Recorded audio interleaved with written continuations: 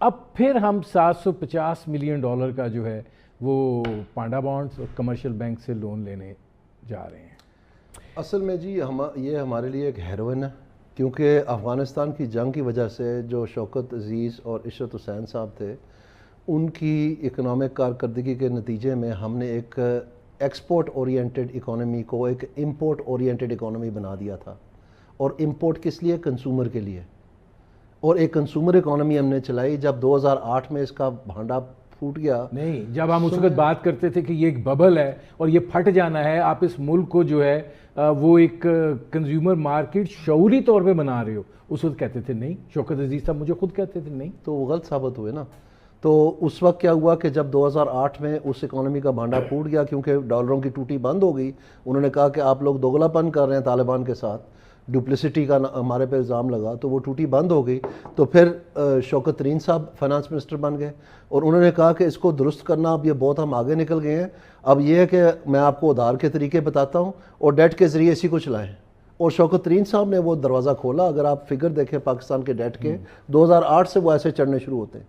اور اس کے بعد جو پی ایم ایل این کی گورنمنٹ آئی تو انہوں نے فسکل رسپانسبلٹی اور ڈیٹ لمیٹیشن ایکٹ میں ایک بیک ڈور کریٹ کر کے ڈار صاحب نے بھی خوب قرضے میں نہائے. اور آخر کار کیا ہوا، وہ صرف اس لیے اچھے تھے کیونکہ oil internationally lowest price ridiculous $12-14 پر بیرل پہ چلے گئی تھی. اس کی وجہ سے ایک ٹیل ونڈ ملی پاکستان کو، جس میں انہوں نے کہہ دیا کہ ہم نے بڑا کمال کیا. ان کا کوئی کمال نہیں تھا. اگر تیل کی قیمت وہاں پر ہوتی، ان کے کانوں میں سے دھواں نکل آنا تھا اس وقت. اور اگر 2018 میں اگر فرض کریں نون لیگ کی حکومت بن گئی ہوتی، جو 20ویں معیشت ہمیں بتاتے ہیں جا کے، تو پھر کیا انہوں نے آئی ایم ایف کے پاس نہیں جانا تھا؟ ستمبر میں جانا تھا، گھٹنوں کے بل چڑھ کے.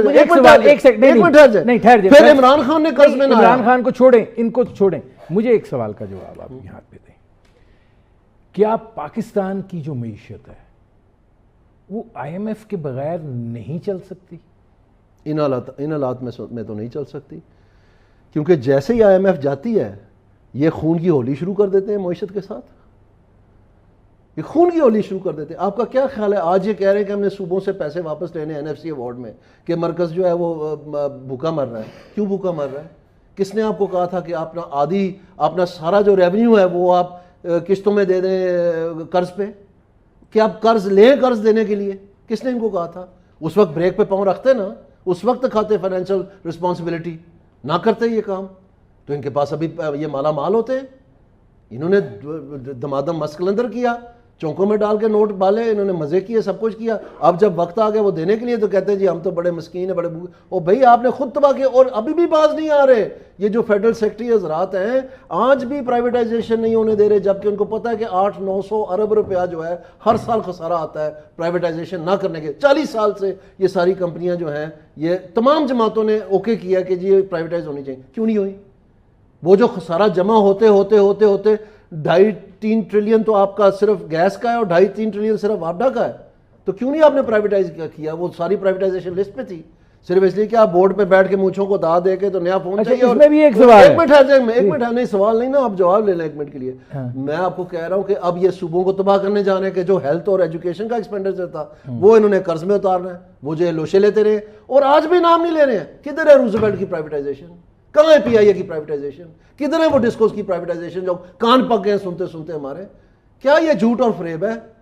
پاکستان کو ڈبویا تو انہوں نے ڈبویا. میں آپ کو